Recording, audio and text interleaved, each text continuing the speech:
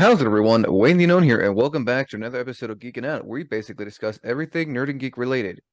I'm joined here by voice actor and voiceover artist Chris Johnson. How are we doing, Chris? Doing well. How are you? I am doing well. Again, thank you for coming on to talk about what it's like being a voiceover artist. I guess to begin, how long have you been doing this for? I took my first voiceover class in 2014. It was a 4-hour intro class on a Saturday. Fell in love with it ever since then. Nice. So almost about 9 years now. About 9 years, yeah. Nice. What was that like, taking a voice acting class?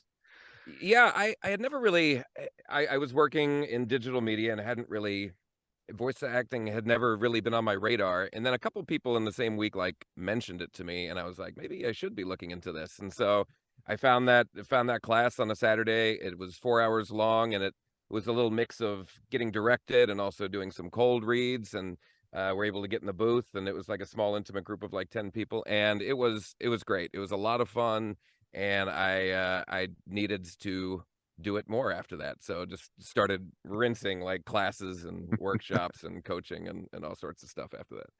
Nice. Do you remember who your teacher was and what the name of the class was? The instructor of that particular class was Noel Romano, and it was up at Voice Tracks West studio up in I guess it's like the Sherman Oaks area ish, up here in Los Angeles. And it was, I think it was affiliated with Edge Studios, and I took a bunch of classes through Edge Studios after that.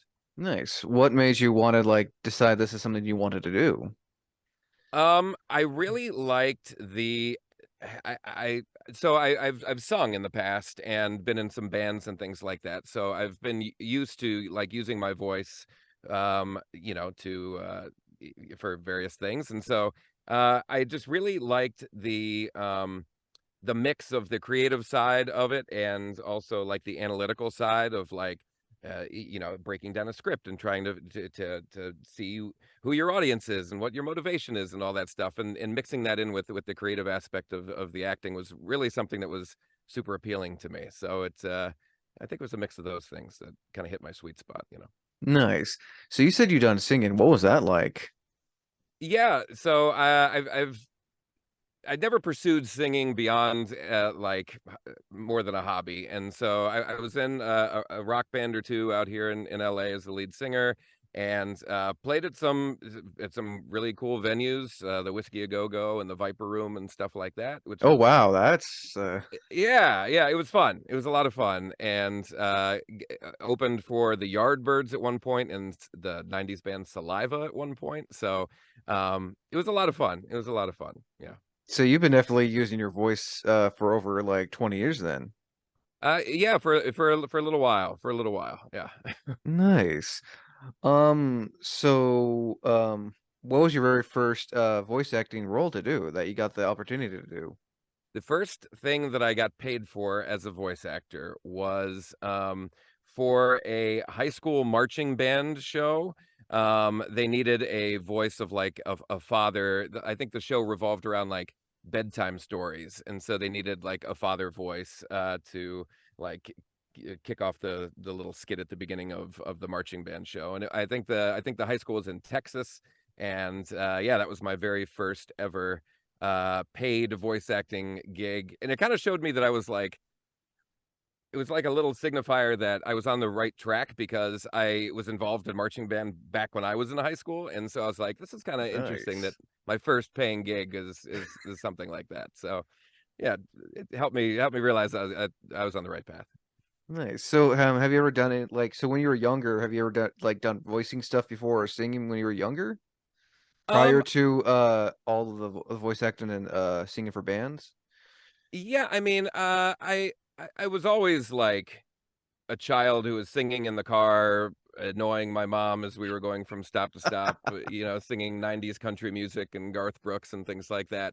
And I would like, make my younger sisters like stuffed animals talk and things like that. But like beyond that, I didn't have like any like official like acting or singing training, that young. But I guess it was always something that was kind of in there. Yeah. Nice. So back to the voice acting class. You said you did that for 4 years. What was it like for the for all 4 years of doing the voice acting class? Yeah, well, it's kind of, I mean, it's kind of stretched beyond the 4 years. So I took classes and through Edge Studios and coaching and whatnot for a couple of years. Like since that first class on that Saturday, year and a half, 2 years before I even started looking for work or marketing myself. I really wanted to make sure that I was prepared in a industry that was foreign to me at the time, and make sure that I understood what I was doing, because I really didn't want to like launch too soon and make a bad first impression. And I'm very much a measure twice, cut once type of person. So I took and retook classes, and probably more than I needed to at the time. But hey, you get new perspectives on every time you go around with that stuff. So um, I I I don't regret like the amount of time it took to ramp myself up.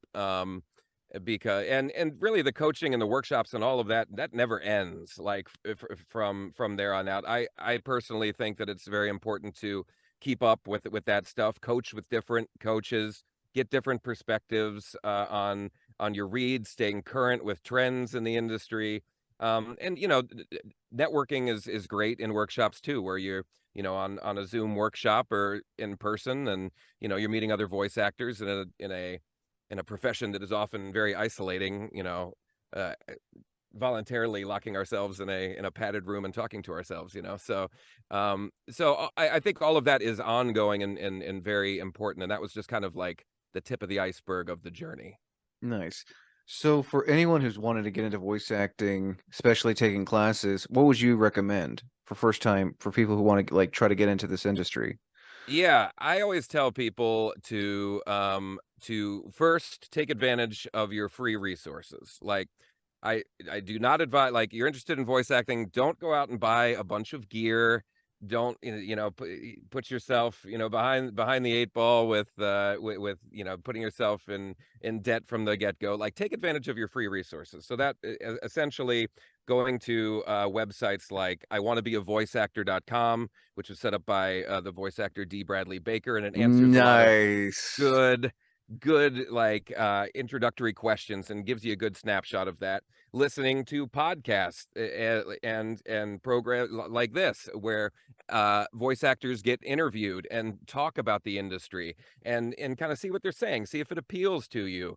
And social media, I'm pretty active on TikTok and Instagram, and do TikTok lives and answer questions for people who are just getting into the industry. And like, those are all free resources, and a lot of them I didn't have when I first took that class. So and then if you decide that, like, yeah, this is interesting, I kind of want to pursue it, then you need to learn how to do it, just like anything else. Like, you're not gonna, if you want to fly a plane, you're not gonna hop behind a commercial airliner. You're gonna go to flight school, and you're gonna take classes and workshops and coaching, and invest in yourself to really kind of learn the craft and build those chops up. And then as you do that, you can save some money to get a microphone and stuff like that, and that'll all come. But I think those are the initial first steps that I would recommend people. That's not a bad idea. I mean, like you said, start off cheap. Like this mic right here is like under $30. Yeah, And I know totally. some people, and I'm sure I imagine there have been some people who start out and they want to like get like the because what I've seen lately online, they're like a lot of money. You can get your own like recording booth studio that you can like put in your house or something nowadays. Yeah, yeah, for sure. There's a lot of equipment and gear and stuff out there, and it can be very overwhelming. And so in a lot of the many of the products aren't super great. And there are products that are good, but I mean, you can get going for, you don't need a booth right off the bat. I operated out of my master closet for years Even before some of I your got the most booth. well-known voice actors still do that. Absolutely, absolutely. I think I heard a podcast interview with the guy who did The Most Interesting Man in the World for Dos Equis, and he was still recording in a closet. He was doing that interview from a closet. So yeah, I mean, as long as it sounds good and you're able to get quality audio out of it, then then that's really the goal, you I know? mean, for as an example, I can hear you just perfectly right now, no echoes or anything. Yeah, well, I did buy a booth, so I'm in a booth in my house now, Nice. which is good, and, but, I recorded many commercials, I recorded a video game from my closet, and you just kinda work your way up, and as you make money and save money and reinvest it in yourself, you can level up then, but you can definitely get going without breaking the bank, you know? Oh no, I believe it. So I gotta ask because I haven't started. What is with the blue gorilla in the background? Oh, yeah, so there's no real good story. I just, when I got the booth here, I was like, "Oh, there's a little shelf up here." I was like, "Oh, I got this little guy, and, I put him up there, and he'll be my booth buddy," and, Nice. he doesn't even have a name yet, and he just kinda chills there and, always gets comments, like, when I do TikTok lives from in here and stuff like that, like, he's very popular, but, there's I need a better origin story for him, I think, than just like, I just put him there one day." Nice. So you said you've done commercials on video games. What was the very first commercial you've ever done? The very first commercial I ever did was for I think it was for a doctor's office in Wyoming. I think it was a radio commercial.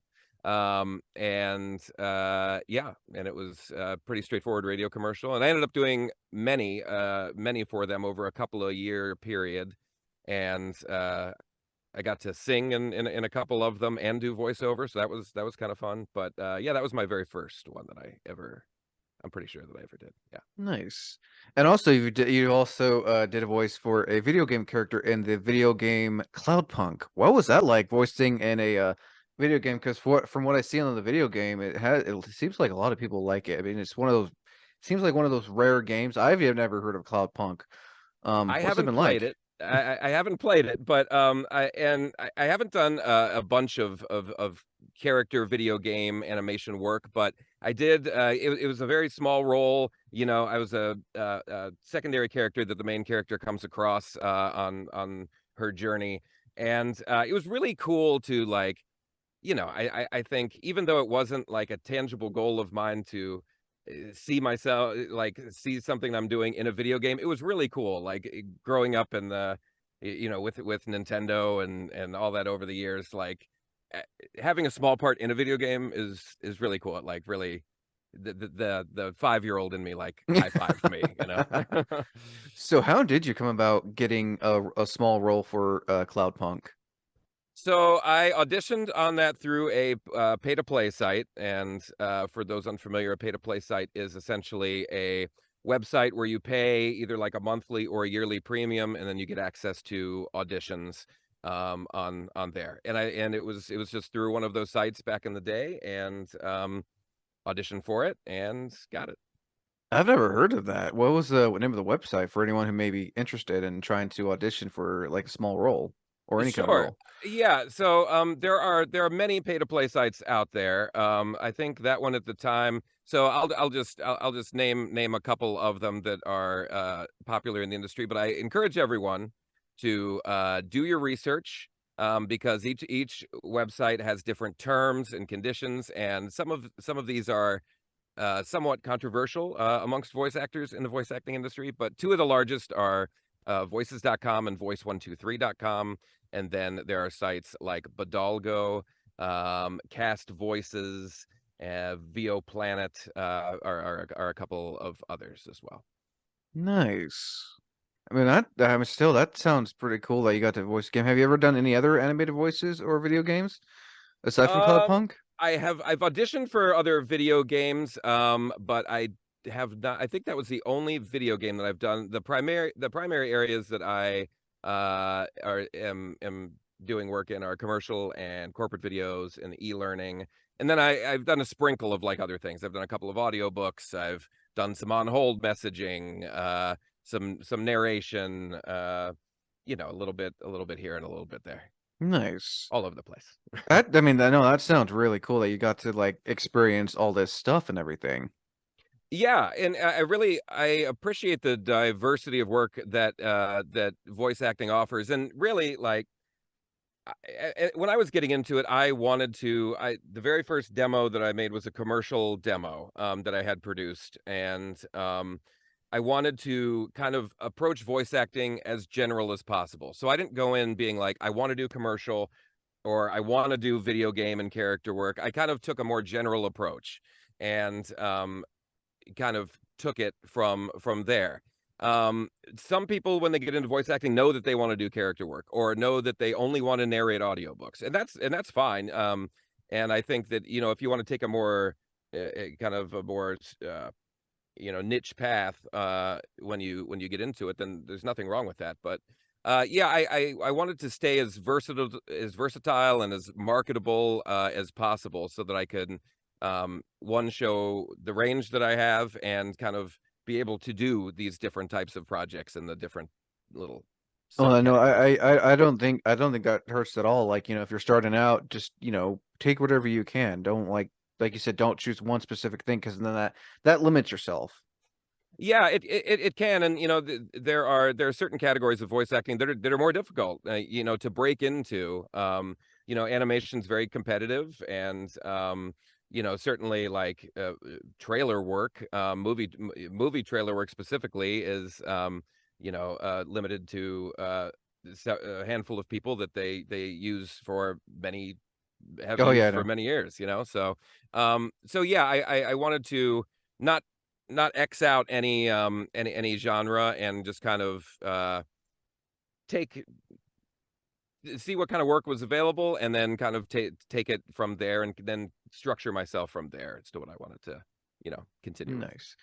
So a question that I want to ask is, because someone talked about a voice actor, or talked about it for a while.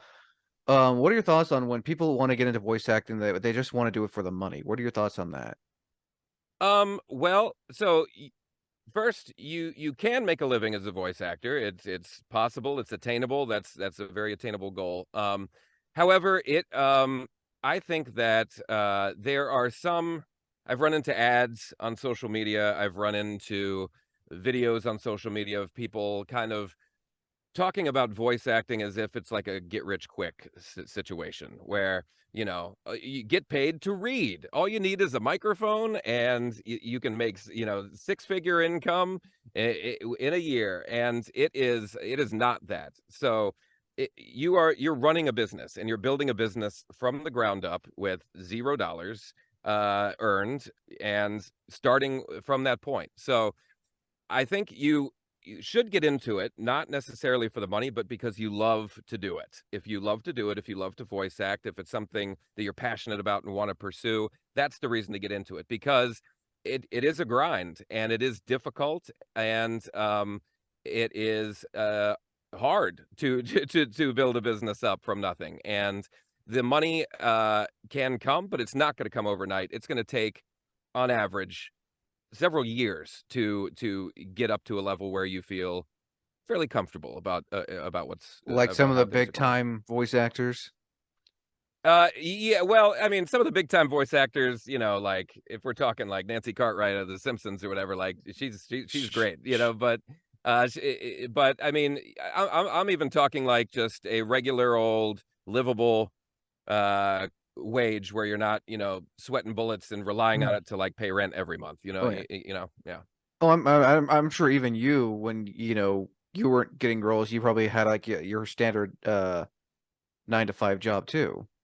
Yeah, yeah. So when I took that class, and for the years after that, what I wanted to my thought was, well, I'll start to do this part time, and then kind of roll it into a full time thing once the money allows me to do so. And I was working a regular old 9 to 5, and then doing auditions at night, and trying to fit it in wherever I could.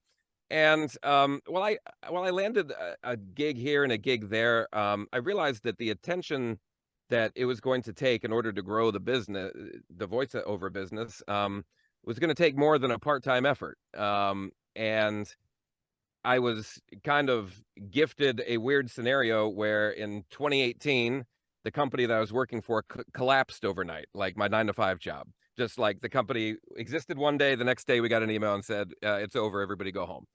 And so I was like, okay, I viewed it as an opportunity, and I was like, from today forward, I'm full time at voiceover, and I'm gonna make it work.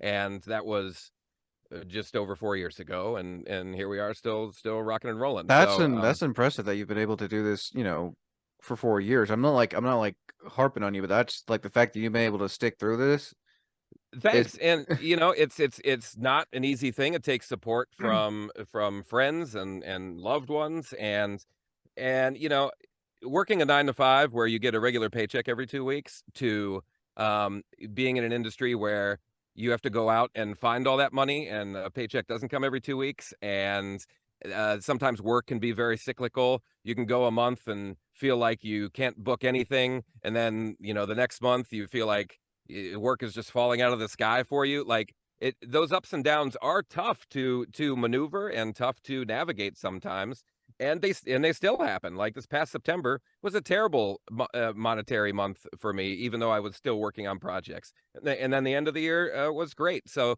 being able to ride those waves is a difficult thing. Yeah, it is. that's some sound advice. I mean, I'm sure for those who are starting out, I'm sure if they still have a 9 to 5 job, I'm sure you would recommend they still work that while also, trying to Absolutely. get. I would take a conservative approach to entering into the space. I would never advise anybody to just like quit your job and let's go, because there's so many factors and things that are out of your control in this industry. Being selected for a job, being booked for a job. I mean, you're going to be auditioning, and 95 of the percent of the auditions that you do, you're not gonna get, and you're likely not going to hear back on even how you did on. So, yeah, it's a wild ride, and you're going to need a lot of persistence, and you're going to need a lot of you know uh, support early on in order to kind of make it something that is feasible. And everybody's situation's different, but I mean, you get what I mean. Oh no, and it's and just like, just like a job when you're auditioning, that's like a job interview in a Yes, sense. absolutely. It totally is. And a lot of people say that auditioning is the job, because my day is dictated by the auditions that I have in my inbox that I need to get to. And I'm doing on average 10 to 15 auditions every day. And you have to put in the volume, because you're not going to get selected for the vast majority of them, because other people audition, and for a variety of reasons. So yeah, it's you have to treat auditioning like it is the job, and then if you book it, that's icing on the cake. No, that's really good. I guess also kind of onto that advice for those who think that if they don't get the audition that I'm just gonna give up because I didn't get the part. Advice for first time voice actors who audition for their first role. I will say that it is. I fully understand that it is. It can be very hard to kind of take that rejection or non-selection, as some people like to say as well. And it really is more of a you haven't been selected for this role, as opposed to they hate you and you've been rejected. Because th- a lot of the time you'll never know if, one, they listened to 2 seconds of it and hated it and that's why they didn't select you, or if you maybe it got down to you and two other people, and you got really close and they really loved it, but you just weren't you just weren't right for that particular job. A lot of times you don't know. It could fall anywhere in between there. So the mentality of auditioning and then forgetting about it, while difficult and sometimes impossible to do, like adapting that as much as possible is going to be key. Like audition and send it off, and you have controlled at that point everything that you can control. Your performance, your selecting the takes to send, like that's what's in your control. And then a myriad of other reasons that you have no control over can happen. I heard a fellow voice actor telling a story one time where he and he does like a bunch of promo work for network television now, and he went through several rounds of auditions for something. It came down to him and one other person. Everybody loved him, and then it got to the final decision maker, and she came in and said, well, that guy sounds like my ex-husband. We're going to go with the other guy. And that's the reason that he didn't get selected.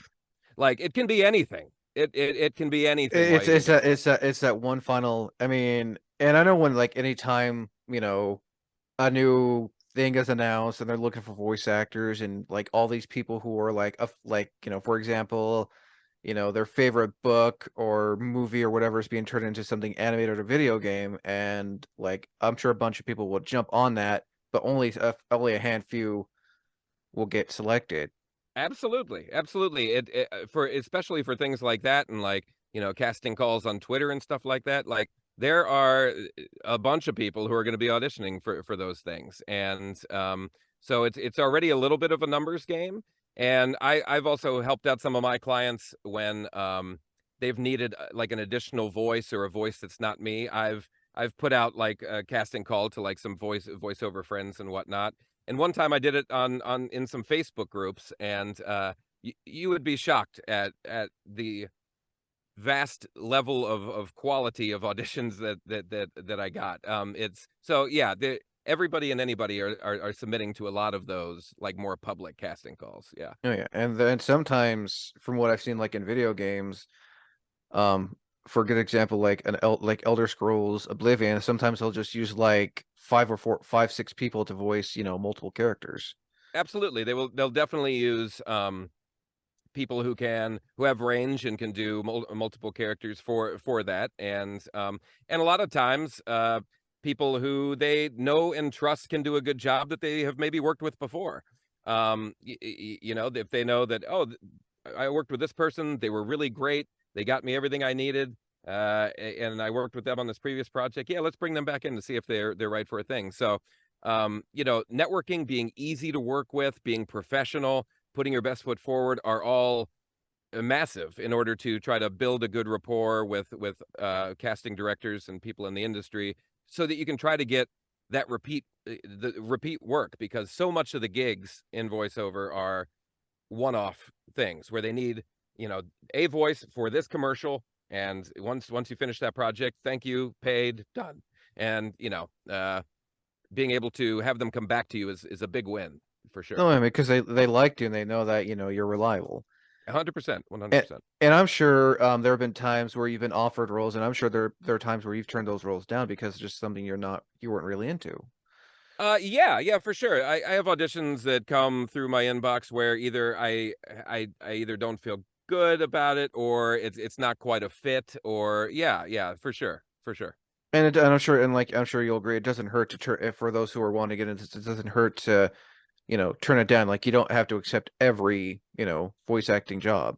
Correct, 100%, 100%. Yeah, I mean, if it doesn't fit you, I mean, in some instances it might be better to turn it down than to turn in a subpar, audition that isn't super great or appealing. I mean, it could work both ways almost. Fair enough. So I want to talk about some of the other stuff you've done. What's some other things you've done for commercials and everything that you like that you've enjoyed? Yeah, I've done a commercial recently for Hey Dude Shoes. I did I've done over the years that doctor's office in Wyoming was good. I've done some regional commercials for LG, the brand LG. I did a Bud Light commercial that ran on Twitch at one point, and yeah, a sprinkle of some other commercials that Oh, I've heard are of, oh, I running. mean, that website that Hey Dude. Yeah, Okay, I've heard of exactly. them. Yeah. Nice. Yeah, actually, my sister sent me some for Christmas, actually, so so it worked Nice. out, it worked out. She's like, "You did a commercial for it, I figured you should have a pair." I was like, "Oh, great." I've also noticed on your Instagram you did some voiceover for a poker tournament thing. What was that like? Oh, yeah, that was I did a promo, a couple of years ago for the, like, 3rd season of the Poker Sports League. That was good. It was, a little more it was a promo, so it was a little more trailery, a little more theatrical, so it was a lot of fun. It was always me against the world. With just my smarts, my skills, my edge. To the unseen and endless grind. The highs of winning and the lows of breaking. But then, I saw I like, kind of doing different types of things within within the genre, you know. Nice. So, some question I'm asking because I asked it on a different series of mine. What's that one role that just like you did it, but it just really wasn't your thing? It was kind of like a one and done role, and something you never probably would want to do again. Well, I don't know that I have a particular role, but I will say that early on, when I started pursuing work in the industry, I accepted I auditioned for and then accepted an audiobook. And I went into it kind of naive. I had never done a full audiobook before. And the timeline was like 2.5 weeks, and it was like 7.5, 8 hours of finished audio. And I bit off more than I could chew on that book for sure. I underestimated how long it was going to take. And because I was editing all of the audio for that project myself as well. Ooh. And it was I got it done, but it was all that I could focus on for like the last week and a half of that, which means I wasn't auditioning for anything else. I wasn't able to focus on any other parts of the business. I was just doing that audiobook, recording it, editing it, proofing it. And so after that, I kind of swore off audiobooks at that point. But I have done a couple since that have made sense, where the timelines have been a little more agreeable, where it's fit into my schedule, in a better way. But yeah, that was a real learning curve moment. I imagine it was.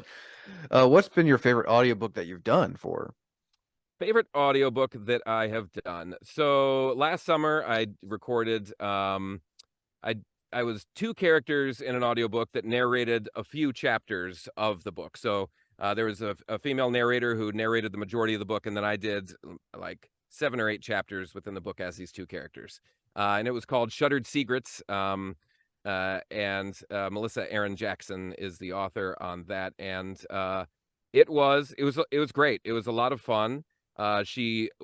The author, she was super organized and super great and communicative to work with. It was just a really enjoyable audiobook experience as compared to the one I just shared. So it was great. Now I just recorded a bunch of different characters throughout a new audiobook that she's going to have coming out probably in the first half of this upcoming year. So Nice. a lot of fun. Yeah. Nice. So now, what has been your all-time favorite voiceover work that you've done? All-time favorite. Like it's something that you always enjoy doing, no matter what. I think so. Twofold. So, I like building a rapport with like a brand, and doing repeat work for a brand. So I've done several videos for Spike Brewing, which is like a company that makes like at-home brewing equipment. And so I did a couple videos for them early on, and then like there are a bunch of how-to videos talking about how to put together things and how to I'll be showing a better picture. That right there? Yeah, yep. Nice. Exactly. So I've done a bunch of videos for them. We're going to be doing a half batch of a pale ale beer using the Spike Nano system. One huge advantage of the Nano is that it's designed to do full and half batches, while other systems only allow for full batches. This is possible because the heating elements are low in the tank and mounted horizontally, which was a must for many brewers we spoke to during development. Upon receiving a new Spike Nano system, an auto-tune needs to be done. That's pretty cool.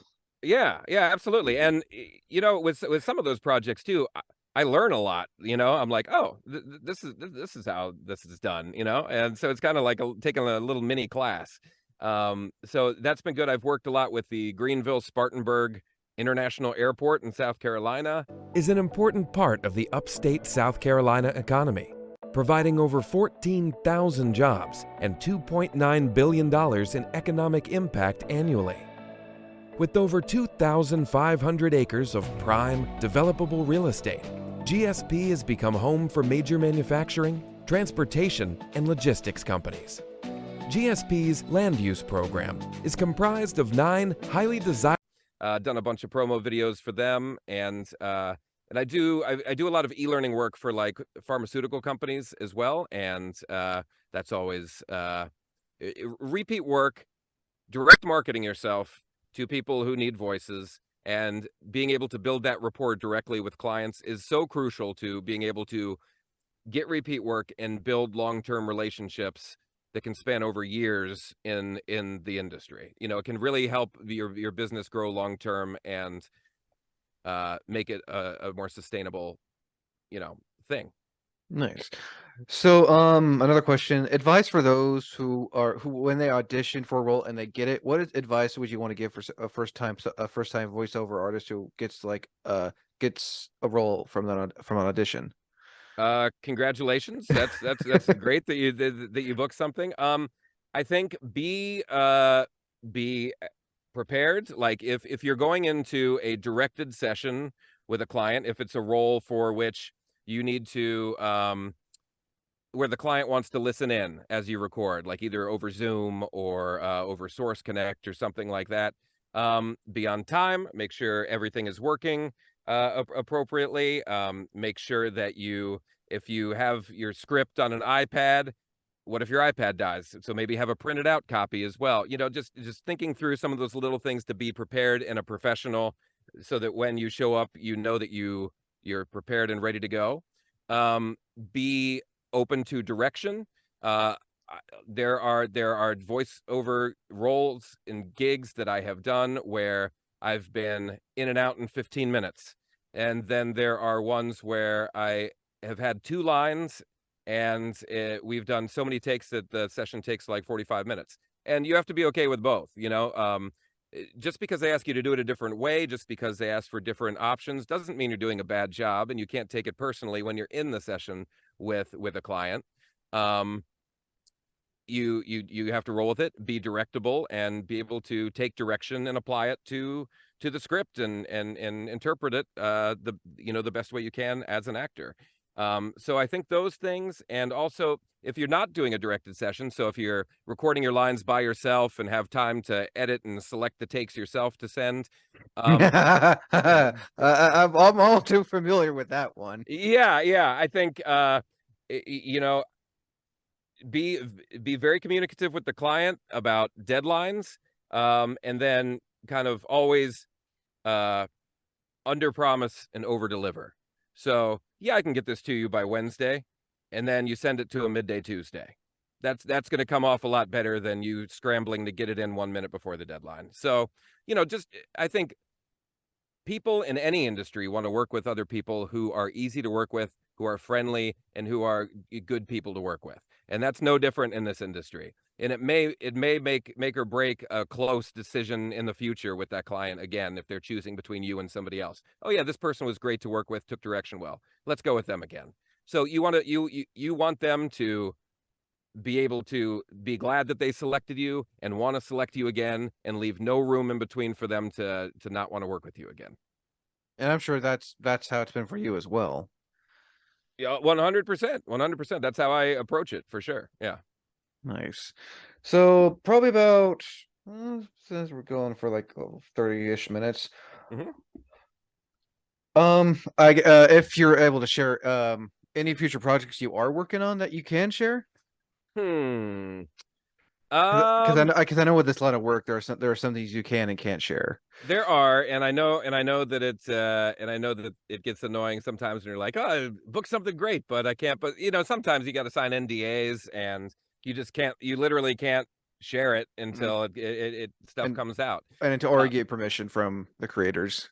100%, which is always important as well. So in a world of social media, like, when in doubt, ask the creator permission if you can share. Like, if they put it up on their YouTube channel, certainly you can link to it and whatnot, because it's already publicly accessible. But don't share anything that they send to you without getting that permission from them, because that will for sure leave a bad taste in anybody's mouth if you just start posting their stuff all over social media.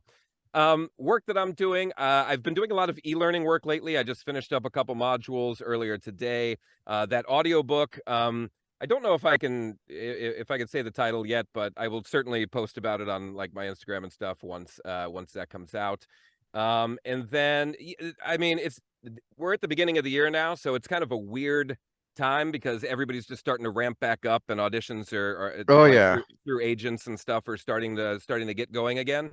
So, but I have some carryover projects, and I'm hoping to harness a lot of good momentum out of 2022 into the new year. Oh yeah, no. And plus with, COVID being, not bad as a thing, a lot of voice actors are finally able to go back to like the studio and do Yes. voiceover work. Yeah, yeah, absolutely, absolutely. And I have voice acting friends who are just going back into the studio more and more. And but I share that at this point in my voiceover career, and this is even I think atypical of a lot of other voice actors in the industry out, especially out here in LA. I have never gone into another studio for a job, not one time in the 4 years I've been doing it. I've And done it there's all and there's no, from and there and home. there's nothing wrong with that because I mean No, even though you're even like I said even your most well-known voice actors they still record from home. absolutely, and it's convenient because the technology is there to be able to do it, and it was trending that way certainly pre-COVID, but especially post-COVID. That it's easy, which really underscores the fact that if you're going to be doing this professionally, you need a good home setup. You just do, and it's got to sound good, and it's got to be, you know, uh, clients have to be able to trust it, and investing in the space that you record in early on, I would argue is probably more important than the type of Oh, microphone that you have. I can I can attest to that because the apartment I moved into has like this little space that was technically like a dining area, but it works as my recording studio when I do podcasts and everything. Yeah, yeah, absolutely. And like, so if you have a poorly treated space when you start out and buy like a Sennheiser 416, which is one of the industry standard like shotgun mics, the only thing that really expensive mic is going to do is pick up every imperfection of your recording space. So focus on the space, make sure the space sounds good, and then there are plenty of good solid microphones that you can buy to start out that aren't going to break the bank, that you can use and be just fine with. What kind of mic do you use for your voiceover work?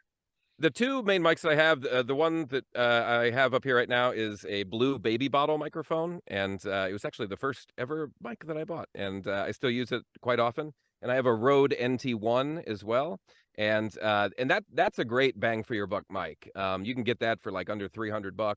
I'm not endorsed by Rode, so not sponsored as the kids say, but yeah, a Rode NT1 is a great mic, and I'm not a huge mic and gear head. Like if it works and I'm booking, then great. I will. I'll of course, having bigger and better and shinier mics are on my wish list, but you don't need to rush anything, certainly.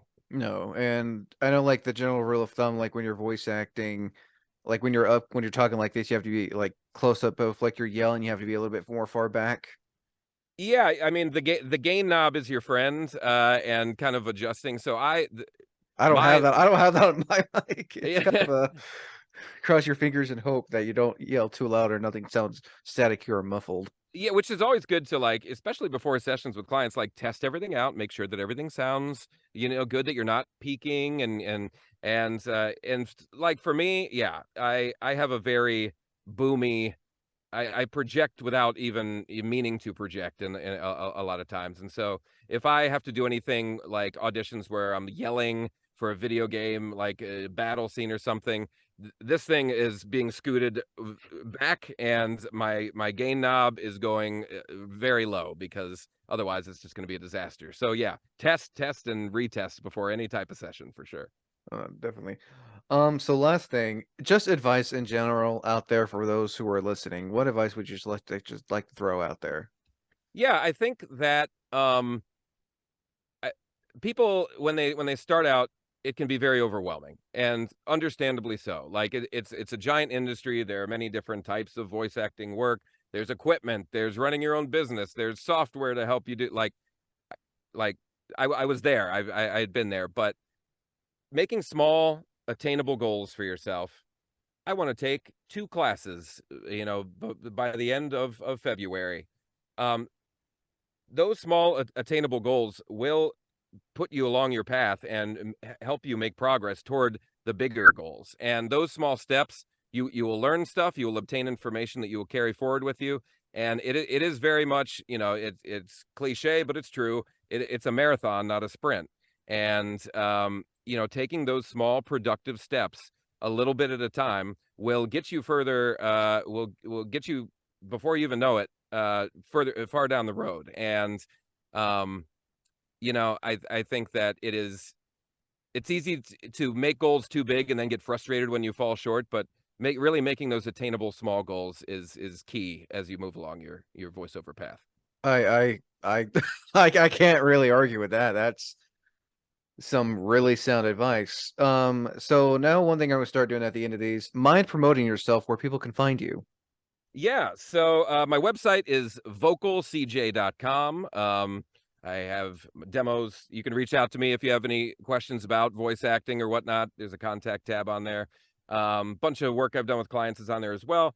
I'm pretty active on TikTok as well. I'm vocalcj on there. On Instagram, I am vocalcj1.